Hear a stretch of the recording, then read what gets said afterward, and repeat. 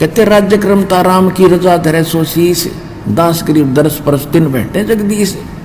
इस परमात्मा की रजा में रहना और देखना, फिर ठाठ आपके 101 पीढ़ी का कल्याण होगा, या कोई डूम भाट के गीत नहीं। परमात्मा के फार्मूले हैं, द्वार धनी के पड़ा रहे और धके धनी के खावे, और 100 काल झकझोल ही पर द्वार छोड़ नहीं जा।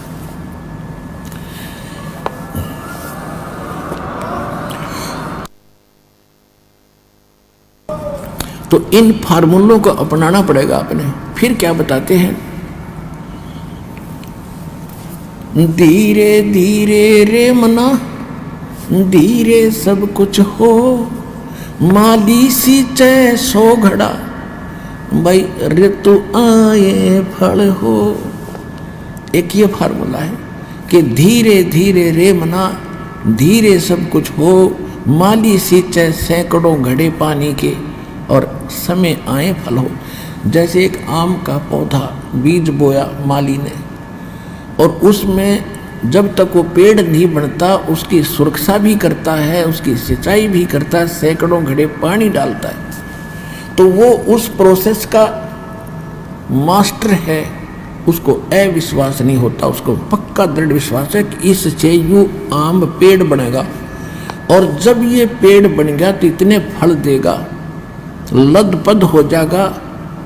इसी प्रकार आपका यो भक्ति रूपी, सत भक्ति रूपी, यथार्थ भक्ति रूपी पौधा आम का बीज ईब बुया है। आप जब से यहाँ आए, अब इसकी सुरक्षा और आप इसकी संभाल करो, सिंचाई करो, सेवन करो, मर्यादा में रहो, बाढ़ बनाओ, इसकी रक्षा करो और भक्ति करते ही रहो। एक बार इसने थोड़ा सा समय दो, उबड़ दो आपकी भक्ति, और बनन दो इसको भक्ति का पेड़। फिर देखना फल लदपद हो जाओगे, आप भी खा लोगे, रिश्तेदारों को भी पहुंचा दोगे, तो भी ना खत्म हो, इतना सुख देगा। फिर तीसरा फार्मूला ये है, जैसे आपको बहुत बार बताया है कि भगत भी आपस में बताते हैं। एक बहन आया करती थी, सन 2005 से उसने नाम ले रखा था, संतान नहीं थी, और लगभग 15 वर्ष शादी ने भी हो गए थे, लेकिन उसको ज्ञान गुण से कति समझ में आ गया था इस बात का कि अगर होगा तो कदे सुनाई यही होगी, ना हो नहीं संसार में। तो उसको बार बार कहा जाता, बेटी विश्वास रख। कहते हैं कभू तो दीन दयाल का भनक पड़ेगी कान, तो वह भी दर्द रही। तो इकट्ठी 2 लड़की दी उसको, 2 लड़की बालक ने 40 साल की उम्र में। अब 1.5 साल के बाद अब फिर इकट्ठे 2 लड़के और हो रहे, उसके वह कभी इंटरव्यू फिर देगी, आई हुई थी लेकर के। अब 2 लड़के फिर दे दिए।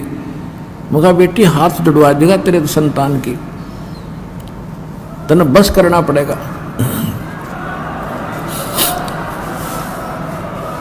तो इस तरह की डिमांड रखते हैं, तो आशा लेते हैं, तो उन्हें दर्द भी होना पड़ेगा और ये फार्मूले अपनाने पड़ेंगे। फिर देखियो क्या करना हो जाए।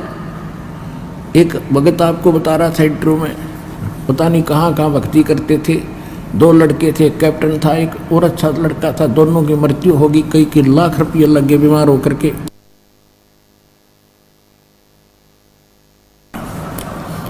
और 50 वर्ष की उम्र होगी थी, 50 से भी ऊपर उम्र होली थी उस माई की बेटी की। लौट-पट के यहाँ आई किसी बहन के कहने थे, यहाँ 1.5 साल भर के बाद उसने अपना ऑपरेशन ठीक करवाया, साल भर के अंदर लाल दे दिया। तो जब आदमी सारा लौट-पट लेगा ना, जब यहाँ दर्द होगा और फिर देखना खेल जाता है। तो आप इस सत्संग में आके ये ज्ञान सुना करो, और जो दास बताओ उस पर दृढ़ होया करो, संसार की मत सुना करो। यहाँ से नाम लेकर जाने के बाद कोई ये कह देगा चल वहाँ लड़के होने की दवाई मिल रहा है, वो हमारा फार्मूला खत्म, वहाँ कुछ होना ही नहीं था। भगवान की आस्था है, भगवान ने हाथ हटा लिया। तो इस प्रकार चाहे कुछ भी हो, यहाँ आने के बाद आप सपने में भी किसी की आस्था मत करना, परमात्मा कबीर जी के अतिरिक्त। और फिर देखना, एक कैसा दे सब सदे, सब साधे सब जाए, माली सींचे मूल को फिर फले फूले अगाए।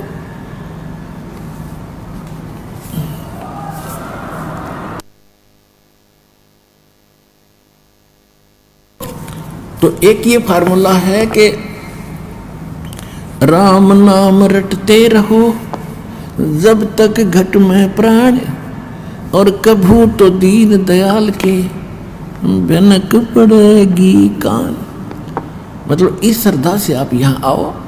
और फिर दूसरा ये उद्देश्य रखो कि मान लीजिए किसी भी कारण से त्रुटि तो हमारी ये रहेगी और परमात्मा वो स्वस्थ ना हो सके और मर गया, मृत्यु भी होगी, तो मनुष्य जीवन मिलेगा। मनुष्य जीवन का मिलना कोई बालकों का खेल है। ये तो असंख्य जन्म हो गए, मृत्यु असंख्य जन्म, और ये तो होगी आज ना तो कल होगी। जैसे आज कोई मृत्यु को प्राप्त हो रहा है 50 साल की उम्र में, अब उसको बड़ा बुरा लग रहा है, क्योंकि क्या सोच रहा है कि और 10 वर्ष जी जाता, और जो शेष बचे हैं वो कौन से सदा रहेंगे, 10 साल बाद से उनकी टिकट कट लेगी, यहाँ कोई रह नहीं सकता। कबीर साहब क्या कहते हैं,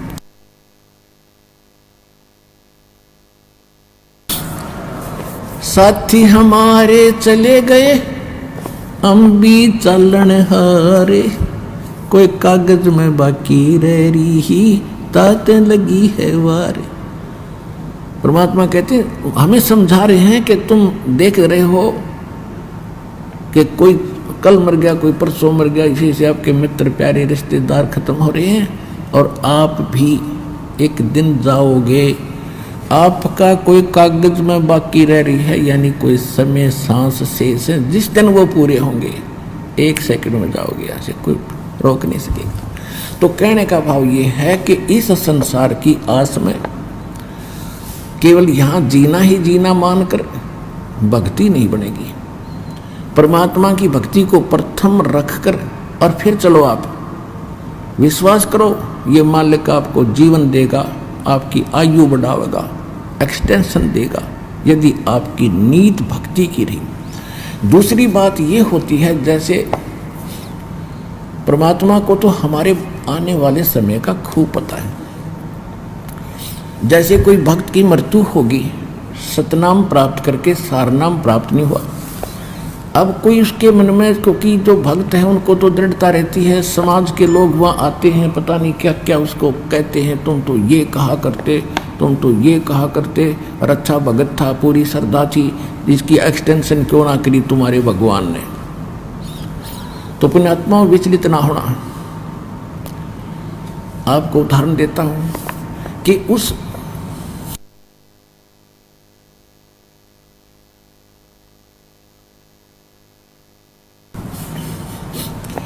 भगत के कुछ आगे चल के ऐसे कुसंस्कार होते हैं कि सार नाम प्राप्त करके भी उसमें कोई दिक्कत आ जानी थी, और उसमें फिर ये नहीं सफल हो सका था, तो इसलिए उसका उसी समय परमात्मा ने अपनी कृपा से ही उसका अंत करके दोबारा जीवन देते हैं, और फिर नए सिरे से उसको पार करते हैं। अब तो ये भक्ति युग शुरू हो गया, हजारों वर्ष ये चलेगा। अब तो कोई धोखा है नहीं, मोक्ष नहीं, मृत्यु होगी तुरंत मनुष्य जीवन 10वें महीने आ लेगा यहाँ पर।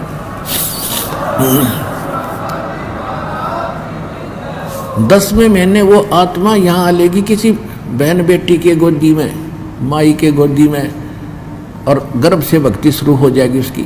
दास के पास उदाहरण है, ऐसे ऐसे भक्त, क्योंकि दास ने 20 वर्ष हो गए लगभग इस उपदेश देने की आदेश प्राप्त हुआ, उस समय से देख रहा है कि कुछ ऐसे भक्त सारनाम प्राप्त करके भी बिगड़ गए और छोड़ गए यहाँ से, और नकलियाँ गज्जा फंसे, तो वो कुमार्ग था। तो इससे पहले अगर वो पहले मर जाते वो अच्छा था, इस नाशकरण तो भक्ति का। तो परमात्मा अपने भक्त हंस के लिए जो ऑपरेशन आवश्यक होगा वो अवश्य करेगा। जैसे किसी को रोग है और उसकी टांग कटनी है, और टांग ना कटी तो उसकी जीवन नाश होना है, तो डॉक्टर सलाह देगा कि टांग काटनी पड़ेगी जो जीवन रक्षा चाहता है। तो बुद्धिमान होगा तो यूँ कहेगा जी जीवन रक्षा कर दो, टांग वैसे कट जाए। तो इसी प्रकार परमात्मा के ऑपरेशन में आपको ऑब्जेक्शन नहीं होना चाहिए, जो परमात्मा करता सही करता है। ये विश्वास रखे कि मालिक गलत नहीं कर सकता जब इसकी शरण में आगे।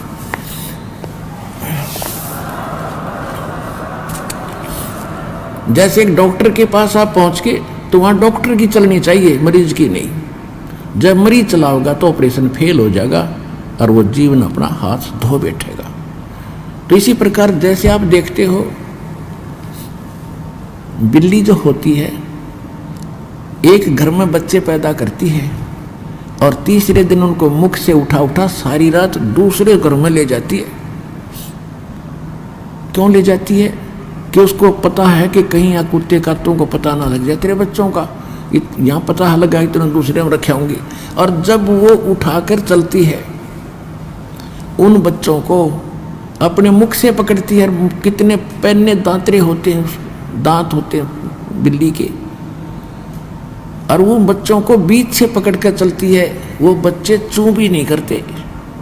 क्यों नहीं करते? क्योंकि हम उनको दर्द होता है, उनको मालूम है हमारी माँ पकड़ रही है और इसी से दर्द हो रहा हमारे को, ये कोई विशेष खास बात है, हमें कोई खतरा है, उससे बचाने के लिए कहीं ले जा रही है। तो वो पशु भी इतना महसूस करते हैं, वो भी हाय हाय ना करते और चुपचाप बेचारे नो हो जाते, नो पकड़ जाते हैं और वो पकड़ के ले जाती है और बिल्कुल नहीं बोलते। उनको मालूम है जब शोर कर दिया तो कुछ पहचान ले, कुत्ता आ जाएगा हमें खा जाएगा, तो चुपचाप उस दर्द को सहन करके सुरक्षित हो जाते हैं।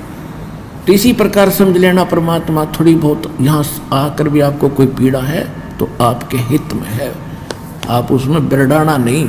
कई तनों को मैं 4 बार आ लिया जी, अरे 4 बार में कला टूट गया, सारी उम्र आना है तेने तो यहाँ पर।